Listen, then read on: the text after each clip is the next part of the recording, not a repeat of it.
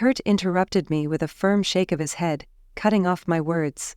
"I've had enough of this nonsense. If you pull a stunt like that again, if you ever try anything like this with me again, you'll find yourself out on the street. I'm done playing this game." My name's Kurt, and if you'd asked me 6 months ago, I would have said Alice and I had the kind of relationship most couples envy. We'd been together for 3 years, engaged for 1, and everything always seemed so effortless. Until it didn't. Recently, I've noticed a subtle, creeping shift I can't ignore anymore. It all started when Alice fractured her foot a few months ago. It was a bad break and she couldn't move without crutches. Naturally, I stepped up, fetching water, snacks, and anything else she needed. I even massaged her feet when they ached. Back then, it felt good to take care of her. It wasn't a chore, but an act of love. At first, it was almost sweet how often she asked for help. "Kurt, can you grab me some water?" Or, "Hey babe, could you pass me the remote?" Small things I didn't mind doing since she couldn't manage them herself, and I was happy to help while she healed. But then her foot got better, and the requests didn't stop.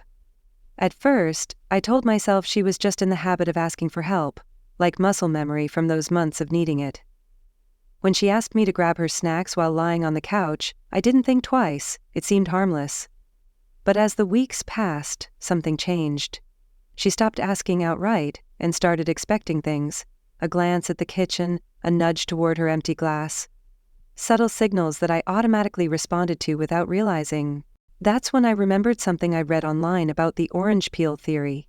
It's the idea that someone might start with a small favor, like peeling an orange, and gradually escalate the requests to test limits. It's not about the favor itself, but about seeing how far they can go. Suddenly, every little request Alice had made replayed in my mind like a highlight reel, and I couldn't ignore the pattern. At first, I tried to tell myself it wasn't intentional. Maybe she didn't realize what she was doing. But the more I thought about it, the more it felt deliberate. Not malicious, but certainly calculated. She'd figured out I'd do these things without question, and it had become part of our routine. And let me tell you, once you notice something like that, you can't unsee it. Every time I handed her a glass of water or grabbed a snack, I couldn't shake the feeling I was being manipulated. It wasn't about love or care anymore. It was about control. Quiet, subtle control that I'd let her take piece by piece. I'm not perfect, and I've let things slide more than I should. That's on me. But love doesn't mean letting someone take advantage of you.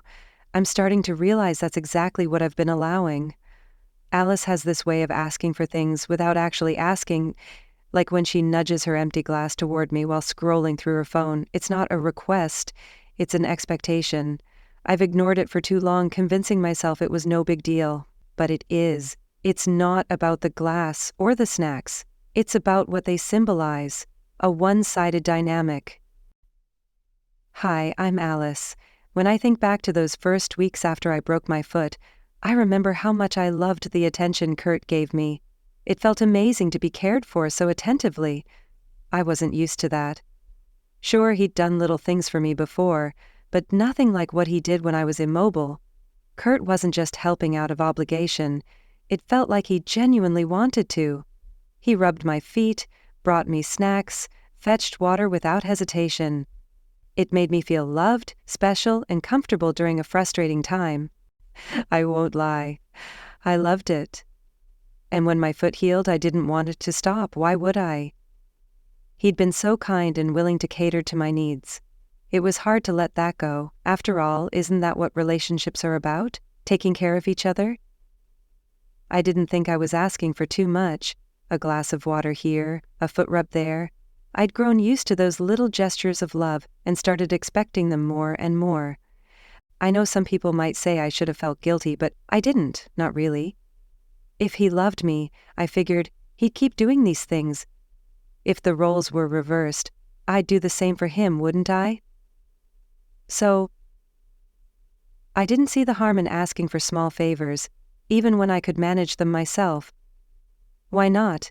He had done them out of love when I was injured, so why stop when I was better? But as time went on, I noticed Kurt getting frustrated. He didn't say much at first. He never does unless it's serious. But little things gave him away.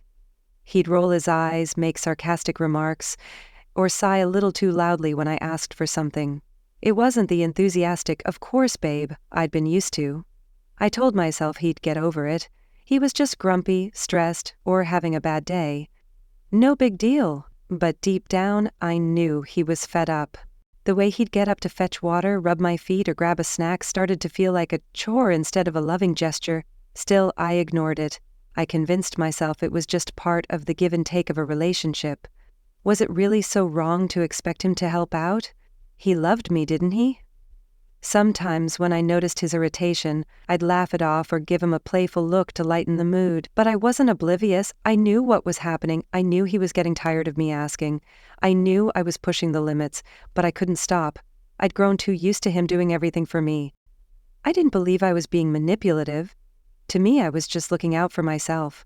I didn't see anything wrong with my actions. It wasn't even about the water or the foot massages anymore. It was about feeling like I deserved those things. Kurt should want to do them for me, right? That's what love is, wanting to care for each other in every way, big or small. Sure, I could have done many of these things on my own, but why should I when I had someone willing to do them for me? It's not like I was asking for anything outrageous. I didn't think my requests were excessive. I thought they were the kind of things any partner would do. And if Kurt truly loved me, he'd be happy to help. Sometimes, though, I pushed him further, just to see how much he'd tolerate. If he was sitting on the couch, I'd ask him to grab something from the kitchen, even if it wasn't urgent. If he was busy with work, I'd interrupt to ask for help. I didn't do it constantly, but I tested his boundaries to satisfy my curiosity. Would he keep saying yes if I kept asking? In my mind, it wasn't about the little things. It was about my belief that I deserved them. Kurt should be willing to give me these small acts of care because that's what love is, right?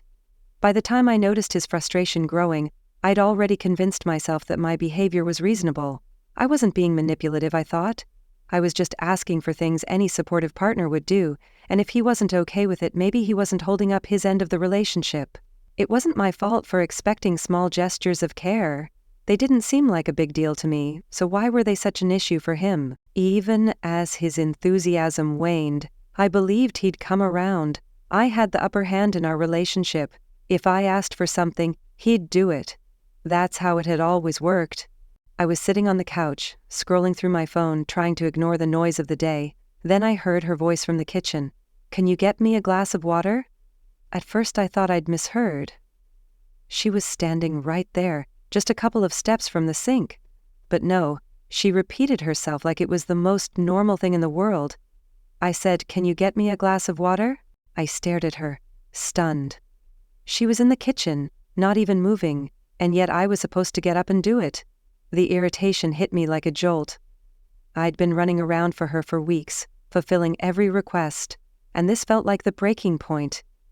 It wasn't just about the water. It was about something bigger. I realized I'd been doing all these things without a second thought, even when she didn't need my help.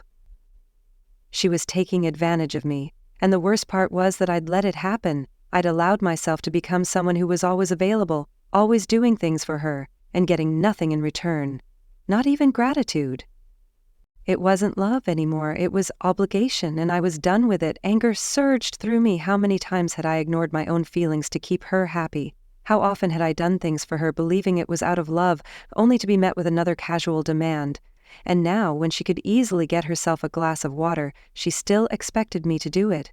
I tried to make a joke, hoping she'd see how absurd it was. "Why don't you get it yourself? You're standing right there."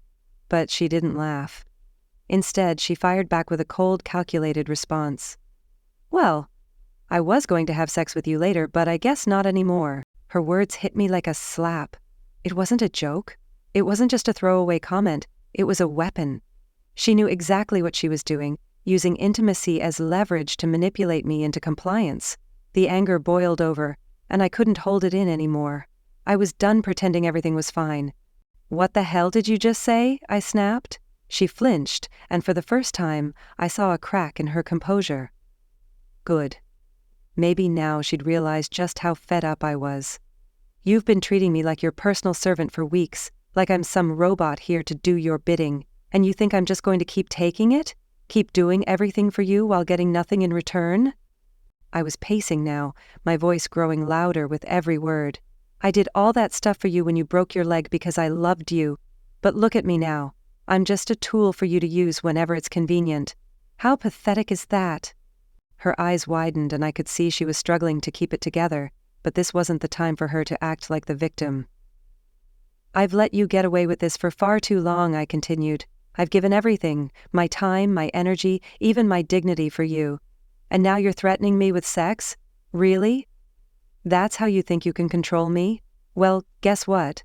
I don't care anymore." The room felt heavy with tension as I stood there, breathing hard, glaring at her. She looked like she wanted to say something, to take control of the situation again. "This isn't fair," she finally said, her voice trembling. "If you really loved me, you wouldn't hesitate to do these things. That's what partners do for each other. That's what love is.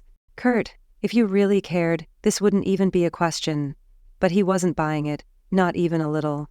His expression stayed cold, his face unreadable, and that only made me feel more cornered. "I don't understand, Kurt," I pressed, my frustration slipping into my voice. "I just asked for water. What's so wrong with that? You've done it before. You always have. Why is it suddenly such a big deal?" He didn't budge. His silence, his complete stillness, felt like a slap. The man who had always gone out of his way for me, who I thought I could sway with a single word, now stood before me with an unyielding calm. "Don't you see how absurd this is?"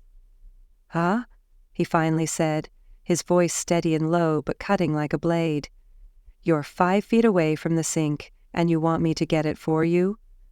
His tone shifted, harsher now. "And more than that, using sex as a weapon? Give me back the ring and get out." The words hit me like a physical blow. "Get out," I repeated in disbelief. I had never seen him like this, so detached, so cold. Kurt was always the one who backed down, the one who relented. Why was this time different? His calm only made my panic rise. For the first time in our relationship, I felt like I was losing control. "Wait, Kurt," I stammered, my voice shaky as I tried to salvage the situation. "You can't just end things over something like this. We've been through so much together. You're not really saying you'd break up over a glass of water, are you? This is ridiculous." But he didn't waver. His gaze was steady, unyielding, completely unaffected by my attempts to trivialize the situation. He didn't even blink as I tried to dismiss what had happened. This wasn't about water. It was about everything I'd been doing for months, maybe even longer. Every little thing I had taken for granted, all the boundaries I had pushed, had led to this moment. And I knew, deep down, that I had gone too far. My thoughts raced, desperate to find a way to fix things. The truth slammed into me like a freight train. I had been pushing him, using him, making him do things for me because I believed I was entitled to it. And now, I was finally paying the price.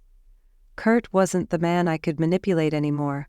Clinging to what little pride I had left, I tried to muster some control, but it was slipping fast. "Kurt, please," I said, my voice cracking. "I'm sorry. I didn't mean to make you feel that way. I love you. I really do.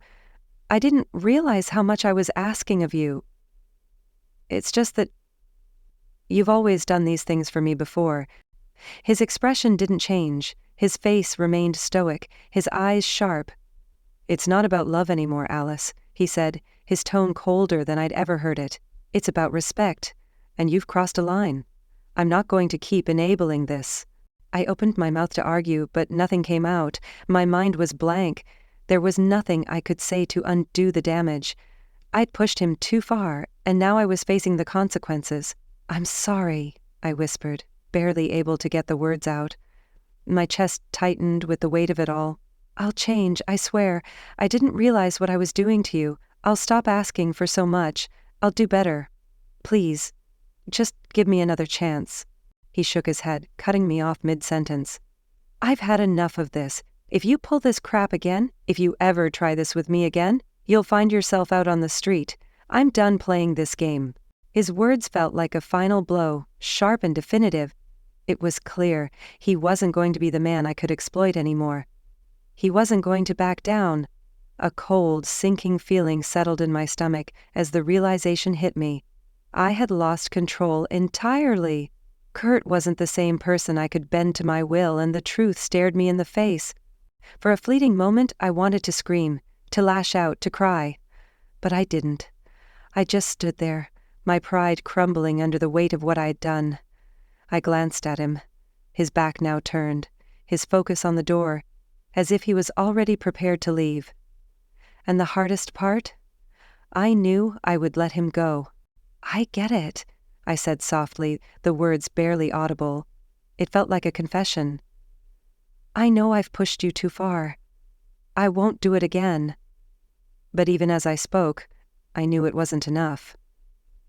It wouldn't be enough to fix this. I had crossed a line, and Kurt had made it clear that there was no going back. The dynamic between us had shifted completely. I wasn't in control anymore. And the worst part? I wasn't sure I even deserved to be.